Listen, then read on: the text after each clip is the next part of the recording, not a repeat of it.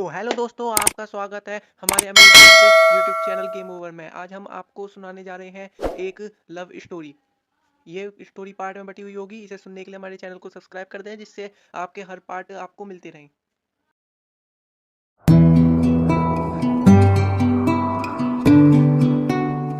जगदीश फिर लेखक से पूछता है, बताइए न सर, क्या अभिशाप मिला था यक्षिणी को?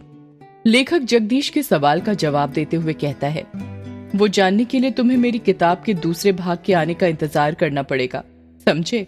अच्छी मार्केटिंग स्ट्रेटजी है सर, किताब बेचने की। वो तो होगी ही जगदीश, किताब बेचता हूँ और उस किताब के साथ अपने दर्द भी। तो उन आंसुओं के पैसे तो वसूलूंगा ही ना। बस एक बात दिमाग में रखना, कोई भी इंसान बुरा नहीं होता, उसे बुरा बनाया जाता है। मतलब यक्षिणी बुरी नहीं थी, उसे बुरा बनाया गया था, है ना सर? मैंने कहा ना, अब मैं किसी सवाल का जवाब नहीं दूंगा। जो जानना है किताब का दूसरा भाग पढ़कर जानना, समझे? बातें करते करते लेखक की सिगरेट खत्म होने वाली थी। उसमें बस एक दो कश ही बचे थे। जगदीश हिचकिचाते हुए फिर लेखक से पूछता है, सर एक बात पूछूं? तुम नहीं मानने वाले ना? ठीक है, पूछो। सर आपकी बातों से ऐसा लगता है जैसे आप यक्षिणी को बहुत करीब से जानते हैं। क्या आपने कभी यक्षिणी को देखा है? सवाल सुनकर लेखक एकदम चुप हो जाता है और उसके चेहरे के एक्सप्रेशन देखकर ऐसा लग रहा था जैसे वो किसी सोच में डूब गया हो और उसको कुछ ऐसा याद आ गया हो जो वो जगदीश को नहीं बताना चाहता था। जगदीश लेखक पर दबाव बनाते हुए पूछता है, क्या हुआ सर, आप चुप क्यों हो गए? बताइए ना, क्या आपने कभी यक्षिणी को देखा है? क्या कभी आपका यक्षिणी से सामना हुआ है? लेखक सिगरेट की कश लेकर धीरे से कहता है, मेरा यक्षिणी से सामना नहीं, बल्कि मैंने तो खुद यक्षिणी के साथ। लेखक ने इतना ही कहा था कि तभी फोन कट जाता है। लेखक अपना मोबाइल देखते हुए कहता है, अरे ये क्या, फोन कैसे कट गया? लगता है नेटवर्क चला गया। ये गांव में यही प्रॉब्लम रहती है, पता ही नहीं चलता कब नेटवर्क आता है और कब चला जाता है। इतना कहकर लेखक उसकी कुर्सी के बगल में रखी बैसाखी के सहारे खड़ा हो जाता है। उसका एक पैर जो था वो सही से काम नहीं करता था, जिसके कारण वो लंगड़ा लंगड़ा कर चलता था। उस लेखक ने बैसाखी के सहारे अभी एक दो कदम ही आगे बढ़ाए थे कि तभी कमरे की लाइट अपने आप बंद चालू होने लग जाती है। लेखक कमरे के आगे लगे बल्ब को देखता हुआ कहता है, अरे अब ये लाइट को क्या हो गया अचानक? देखते ही देखते लाइट पूरी तरह बंद हो जाती है और कमरे के चारों तरफ अंधेरा छा जाता है। इतना अंधेरा कि लेखक को उसके हाथ पैर भी दिखाई नहीं दे रहे थे। ये हो क्या रहा है आज? कहीं वो आ तो नहीं गई? नहीं नहीं, ऐसा नहीं हो सकता, वो नहीं आ सकती। लेखक ने खुद से इतना ही कहा था कि तभी कमरे का दरवाजा जो बंद था वो अपने आप खुल जाता है। दरवाजे के बाहर से हल्की सी सफेद रोशनी आ रही थी। लेखक जल्दी जल्दी बैसाखी के सहारे दरवाजे के पास जाने लग जाता है। तभी कोई उसका पैर पकड़ लेता है और वो धड़ाम से नीचे गिर जाता है। मेरा पैर! लेखक धीरे धीरे अपने पैर की तरफ देखने लग जाता है, पर अंधेरा इतना ज्यादा था कि उसे कुछ दिखाई नहीं दे रहा था। लेखक जैसे ही अपने हाथ अपने पैर पर रखता है, उसको महसूस होता है कि उसका हाथ किसी दूसरे के हाथ के ऊपर रखा हुआ था। लेखक डर जाता है और झट से अपना हाथ अपने पैर से हटा लेता है। तभी उसे एहसास होता है कि अब किसी ने उसका पैर नहीं पकड़ा हुआ था। लेखक जितनी फुर्ती के साथ रेंगते रेंगते दरवाजे के पास जा सकता था, उतनी फुर्ती से जाने लग जाता है। लेखक दरवाजे के पास पहुंचा ही था कि तभी वो दरवाजा अपने आप बंद हो जाता है। थोड़ी ही देर बाद दरवाजे के बाहर लेखक की दर्द से कराहने की आवाज सुनाई देने लग जाती है।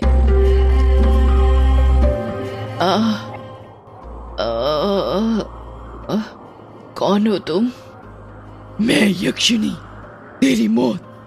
कुछ देर तक लेखक और यक्षिणी की बातें चलती हैं, पर उन दोनों की बातों की आवाज दरवाजे के बाहर नहीं आ रही थी। कुछ देर बाद लेखक की एक जोर से चीख सुनाई देती है। ये एक ऐसी चीख थी जो दिल को दहला कर रख दे। अगले ही पल दरवाजे के नीचे से लेखक का खून बहकर दरवाजे के बाहर आने लग जाता है। 13 साल बाद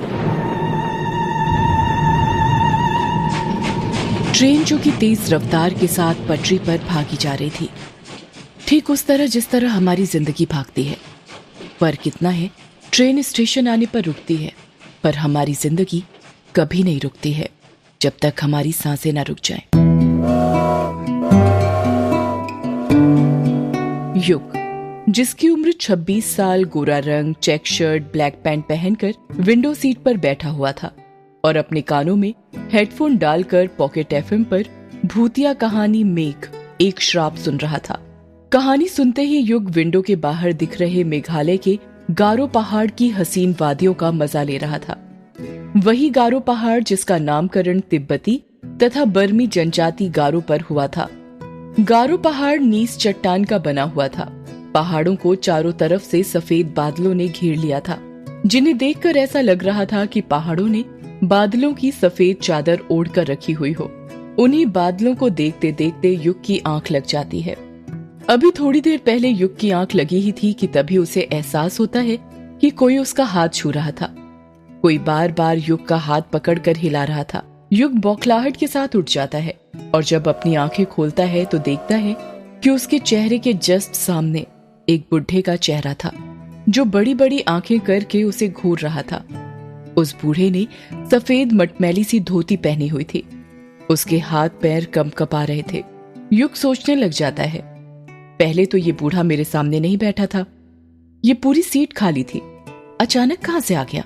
अगले ही पल युग खुद ही इस सवाल का जवाब ढूंढ लेता है और मन ही मन सोचता है, लगता है जब मेरी आंख लग गई थी तभी आकर बैठ गया था। युग गुस्सा करते हुए कहता है, ये क्या हरकत है बाबा? वो बूढ़ा खांसते हुए कहता है, माफ करना बिटुआ, पर क्या करूं, तुमसे कुछ काम था इसलिए तुम्हें उठाना पड़ा। युग हैरानी के साथ कहता है, क्या कहा? काम था आपको मुझसे? क्या काम था? वो बेटा, मुझे जानना था कि वक्त क्या हुआ है। ये बात सुनकर युग का दिमाग घूमने लग जाता है और वो गुस्से के साथ अपनी घड़ी में देखते हुए कहता है, 11 बजने वाले हैं। अच्छा, मतलब 1 घंटे बाद मेरा स्टेशन आ जाएगा। युग कुछ जवाब नहीं देता और उस बूढ़े को घूरने लग जाता है। वैसे बिटुआ, तुम कहाँ पर जा रहे हो? युग उस बूढ़े के सवाल का जवाब देते हुए कहता है, वो मेहंदी पथार जा रहा हूँ। मतलब तुम भी मेहंदी पथार जा रहे हो? युग उस बूढ़े के सामने उंगली करते हुए कहता है, मतलब आप भी? हाँ बिटुआ, चलो अब सफर आसान हो जाएगा। जब कोई बात करने वाला मिल जाता है तो सफर जल्दी कट जाता है। तुम मेहंदी पथार में कहाँ जा रहे हो? मेहंदी पथार से 5 किलोमीटर दूर ही बंगला मुडा गांव है ना, वहीं पर जा रहा हूँ। बंगला मुडा में तुम्हारे रिश्तेदार रहते हैं क्या? नहीं, बंगला मुडा गांव में तो नहीं, पर रोंका मुचा गांव में रहते हैं। अरे ये क्या बात हुई बेटा, जब तुम्हारे रिश्तेदार रोंगका मुचा गांव में ही रहते हैं तो फिर तुम बंगला मुडा गांव क्यों जा रहे हो? इस सवाल को सुनकर युग खामोश हो जाता है। ऐसा लग रहा था जैसे उस बूढ़े ने युग की दुखती नब्ज पर हाथ रख दिया था, कुछ ऐसा पूछ लिया हो जिसका जवाब वो शायद अपने आप को भी नहीं देना चाहता था। बूढ़ा अपनी बात को आगे जारी रखते हुए कहता है, चलो नहीं बताना तो मत बताओ, बंगला मुडा में कहाँ रुकने वाले हो? बंगला मुडा गांव के बाहर जो ग्रेवयार्ड कोठी पड़ती है ना, उसमें ही रुकने वाला हूँ। वो बूढ़ा हैरानी के साथ कहता है, वो अंग्रेजों की जमाने की कोठी जिसे कब्रिस्तान पर बनाया गया था? हाँ, वही ग्रेवयार्ड कोठी, पर वो तो पिछले 13 साल से बंद है ना? हाँ बंद है, पर अब नहीं रहेगी। मैं आज रात ही उस कोठी को खोल दूंगा। नहीं बिटुआ, ऐसा मत करना। तुम्हें उस ग्रेवयार्ड कोठी के बारे में पता नहीं क्या? क्या नहीं पता? आप साफ साफ कहेंगे क्या कहना चाहते हैं? अगर तुम बचपन में उस गांव में रहे हो तो ये तो पता ही होगा कि यक्षिणी किश्नोई नदी के पास भटका करती थी। युग उस बूढ़े की बात का कुछ जवाब नहीं देता है। वो गौर से उसकी बातें सुन रहा था। वो बूढ़ा अपनी बात को आगे जारी रखते हुए कहता है, तुम्हें पता है उस यक्षिणी के 1 नहीं 2 ठिकाने थे। पहला किश्नोई नदी और दूसरा ग्रेवयार्ड कोठी। युग हैरानी के साथ कहता है, क्या कहा? ग्रेवयार्ड कोठी? हाँ, ग्रेवयार्ड कोठी। गांव के लोगों ने कई बार यक्षिणी को ग्रेवयार्ड कोठी के पास भी भटकते देखा था। यक्षिणी हर पूर्णिमा और अमावस्या की रात मर्दों के साथ संभोग करके उनके दिल का खून चूस कर उन्हें मार दिया करती थी। इसका मतलब पापा ने बचपन में जो कहानी मुझे सुनाई थी वो कहानी नहीं बल्कि हकीकत थी। बिटुआ, किस कहानी की बात कर रहे हो तुम? बूढ़े की बात सुनकर युग अपने अतीत की यादों में खो जाता है। उसको याद आता है वो पल जब वो 10 साल का था और अपने पिता से बातें कर रहा था। पापा पापा क्या कर रहे हो आप? युग ने प्यार से पूछा। कुछ नहीं बेटा, कहानी लिख रहा हूँ। युग के पिता ने टाइपराइटर पर कहानी टाइप करते हुए कहा। क्या कहा पापा? कहानी? कौन सी कहानी लिख रहे हैं पापा आप? यक्षिणी की कहानी बेटा। पापा मुझे भी यक्षिणी की कहानी सुनाइए ना। नहीं बेटा, तुम अभी छोटे हो, तुम डर जाओगे। जब बड़े हो जाओगे तब सुनना, ठीक है? युग उदास हो जाता है और मुंह बनाते हुए कहता है, प्लीज पापा सुनाइए ना, मैं नहीं डरूंगा, प्रॉमिस। और आप ही कहते हैं ना कि अब तो मैं बड़ा हो गया हूँ और बड़े बच्चे डरते नहीं हैं बल्कि डराते हैं, तो प्लीज पापा मुझे यक्षिणी की कहानी सुनाइए ना। युग जिद करने लग जाता है और युग की जिद के आगे उसके पापा हार मान जाते हैं और उसे यक्षिणी की कहानी सुनाने लग जाते हैं। कहते हैं ये जो अपनी किश्नोई नदी है ना, बहुत सालों से वहाँ पर यक्षिणी डायन रहा करती थी। युग हैरानी के साथ कहता है, ये बंगलामुडा और रोंकामुडा गांव के बीच में जो नदी पड़ती है वहीं पर पापा? हाँ बेटा, वहीं पर। ये जो यक्षिणी होती है ये जंगलों में या पानी वाली जगहों के पास पाई जाती है। हर पूर्णिमा और अमावस्या के दिन आने जाने वाले मुसाफिरों को जो रात में नदी पार किया करते थे, उन्हें ये लुभाती थी और अपने रूप के जाल में फंसाकर अपना शिकार बनाया करती थी। कहते हैं यक्षिणी को कमल और चमेली के फूल बहुत पसंद होते हैं। वो हमेशा उसे अपने पास रखा करती थी। जिन पुरुषों को यक्षिणी अपना शिकार बनाती थी, उन्हें वो सबसे पहले कुछ खाने का दिया करती थी। खाने का? पर क्यों पापा? वो इसलिए बेटा, क्योंकि वो उस खाने में ऐसा मंत्र फूंकती थी कि जो भी पुरुष उसे खाता था वो उसके वश में हो जाता था। ऐसे ही एक बार यक्षिणी ने एक पुरुष को अपना शिकार बना लिया और उसे अपने वश में करने के बाद उसके साथ संभोग करने लगी। युग बीच में ही बोल पड़ता है, ये संभोग क्या होता है पापा? युग का सवाल सुनकर युग के पिता चुप हो जाते हैं और वो बात को घुमाते हुए कहते हैं, ये आपके मतलब की चीज नहीं है बेटा।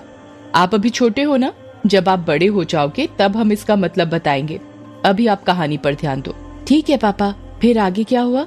संभोग करने के बाद यक्षिणी अपने असली रूप में आ जाती थी। यक्षिणी का असली रूप बेहद डरावना होता है, इतना डरावना कि जिसे देखकर किसी के भी दिल की धड़कन थम जाए। अपने असली रूप में आने के बाद यक्षिणी अपने शिकार के दिल का खून चूस लेती थी। पर वो ऐसा क्यों करती थी पापा? क्या वो बुरी औरत थी? नहीं बेटा, यक्षिणी बुरी औरत नहीं थी, बल्कि वो तो बहुत अच्छी औरत थी। दूसरे लोग से आई हुई एक अप्सरा की तरह थी। तो फिर पापा वो आदमियों के साथ, वो क्या बोला था आपने? हाँ याद आया, संभोग करके क्यों मार देती थी? युग के पिता कुछ याद करते हुए कहते हैं, अभिशाप के कारण बेटा। कैसा अभिशाप पापा? बेटा वो अभिशाप ये था कि युग के पिता ने इतना ही कहा था कि बाहर के कमरे से युग की माँ की आवाज सुनाई देती है, युग बेटा, ओ युग बेटा, चलो आओ खाना खा लो, खाना बन गया है। युग अपनी माँ को मना करते हुए कहता है, नहीं माँ, मुझे अभी खाना नहीं खाना है, मैं पापा से कहानी सुन रहा हूँ। क्या कहानी सुन रहे हो? तुम्हारे पापा को कहानी लिखने और सुनाने के सिवा और कुछ आता भी है? जब देखो दिन भर कहानी लिखते रहते हैं। खुद तो बिगड़े हुए हैं ही, तुम्हें भी बिगाड़ने पर तुले हुए हैं। चलो जल्दी आओ खाना खाने, मैंने खाने की थाली बना ली है तुम्हारे लिए। नहीं माँ, मैं नहीं आ रहा, कहानी खत्म होने के बाद ही आऊँगा। क्या कहा? नहीं आ रहे? लगता है मुझे ही आना पड़ेगा।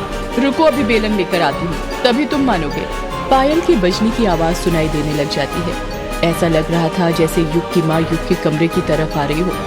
कुछ ही देर में युग की माँ हाथों में बेलन लेकर उसके कमरे में आ जाती है। युग को उसकी माँ का चेहरा दिखाई नहीं दे रहा था, क्योंकि उसकी बचपन की यादों से उसकी माँ का चेहरा मिट चुका था। उसे नहीं पता था कि उसकी माँ कैसी दिखती थी। उसको उसकी माँ की बातें तो सारी याद थी, पर उनका चेहरा नहीं। युग की माँ उसका कान पकड़ते हुए कहती है, तो क्या कह रहे थे बेटा तुम, कि तुम्हें खाना नहीं खाना? जरा एक बार और बोलना। युग चीखते हुए कहता है, अरे माँ कान छोड़िए, दर्द हो रहा है। माँ कान छोड़िए, कान तो छोड़िए आप माँ, दर्द हो रहा है माँ।